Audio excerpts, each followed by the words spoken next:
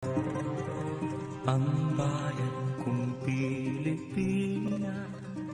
Was General Emilio Aguinaldo, who for 2 years up to 1901 was the leader of revolt against U.S. government in the islands.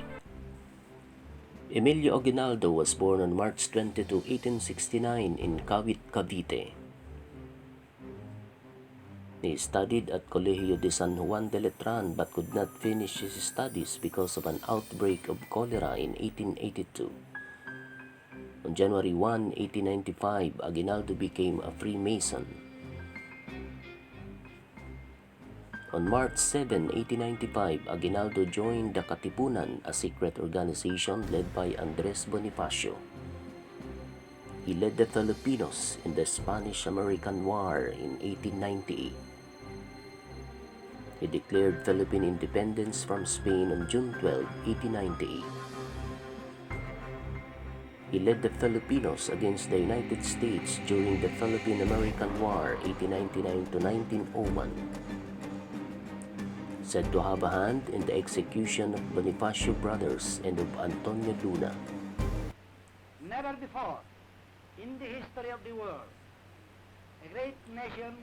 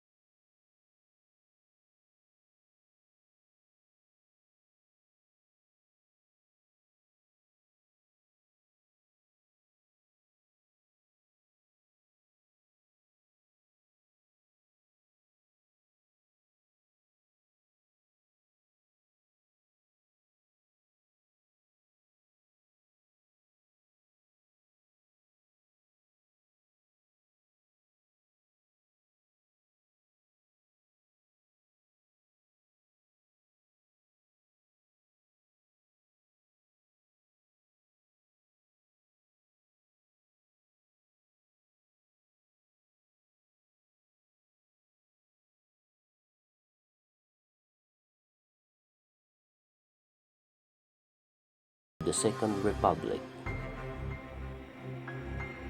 Ordered arrested by General Douglas MacArthur for collaborating with the Japanese. Charged with 132 counts of treason but was never brought to trial due to the general amnesty granted by President Manuel Roxas in 1948. Laurel garnered the votes of more than 2 million and was elected to the Senate in 1951 under the Nacionalista Party. Died on November 6, 1959 at the Our Lady of Lourdes Hospital in Santa Mesa, Manila, from a massive heart attack and a stroke. He is buried at the Tanawan City Public Cemetery in Tanawan, Batangas. And Vice President Sergio Osmeńa as the new President of the Philippine Commonwealth. Sergio Osmeńa was born on September 9, 1878 in Cebu. He studied at San Juan de Letran College where he first met Manuel L. Quezon. He took up law at the University of Santo Tomas and was second place in the bar examination in 1903. He served on the war staff of General Emilio Aguinaldo as a courier and journalist. Ran for a seat in the first Philippine Assembly inaugurated in 1907 and was elected as its first speaker. He went to the United States as part of the Roxas mission in 1933. Osmeńa became president of the Commonwealth on Quezon's death in 1944. He lost the presidency to Manuel Roxas in 1946 when he refused to campaign, saying that the Filipino people knew of his record of 40 years of honest and faithful service. He died of pulmonary edema at age 83 on 19 October 1961 at the Veterans Memorial Medical Center. He was buried at Manila North Cemetery, Manila on 26 October 1961. Philippine people chose Manuel Acuña Roxas, long the leader of the Insular Senate. A skilled and experienced politician, Manuel Roxas was born on January 1, 1892 in Capiz. He received his early education in the public schools of Capiz and attended at St. Joseph's College in Hong Kong at age 12. Transferred to Manila High School, graduating with honors in 1909. He enrolled law at University of the Philippines, where he was elected president of both his class and the student council.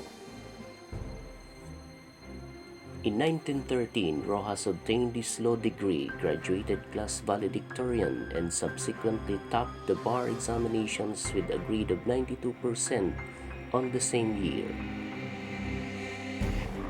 Became the youngest provincial governor of Capiz and served in that capacity from 1919 to 1922. Elected to the Philippine House of Representatives in 1922 and for 12 consecutive years was a Speaker of the House. Served as a Brigadier General in the United States Army Forces in the Far East, the USAFE. Roxas became one of the leaders of the Nacionalista Party. In 1933, Roxas and Osmeńa flew to Washington to negotiate Filipino independence from the United States. In 1941, Roxas was elected to the Philippine Senate. In 1945, legislators elected Roxas as Senate President.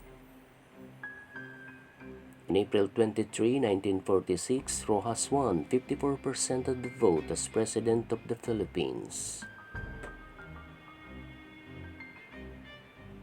Roxas narrowly escaped assassination by Julio Guillen, a disgruntled barber from Tondo, Manila. Suffered multiple heart attacks and died at 9:23 p.m. on April 15, 1948 at the age of 56. Roxas' term as president is the shortest, lasting 1 year, 10 months, and 18 days. He was buried at the Manila North Cemetery.